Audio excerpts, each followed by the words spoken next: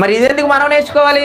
ఏమండి ఇలా చేస్తే పని వెళ్తుంది ఓకే, పని వెళ్ళిపోతుంది ఓకే, 10 మంది మనం గొప్పగా మాట్లాడతారు ఓకే, కానీ ప్రభు దగ్గర ప్రతిఫలం ఉండదు. ఇప్పుడు మన ప్రతిఫలం ఎవరి దగ్గర రావాలి? మనకి మనుషుల నుంచి రావాలా? అన్నా మీరు సూపర్ అన్న బాబు, మీరు అసలు అన్న మిషన్ మీరు అసలు అన్నాడు అనుకోండి, నీకు నమస్కారం రయ్య అనాలి. అలా అనాలా? ఎందుకు అనాలి?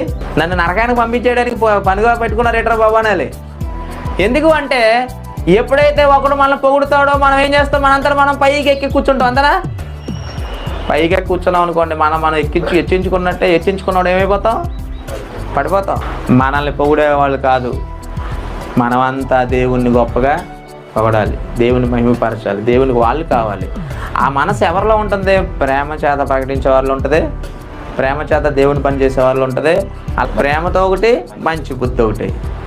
ప్రేమ చేత మంచి బుద్ధి చేత క్రీస్తును ప్రకటించాలి తప్ప కక్షతో అసలు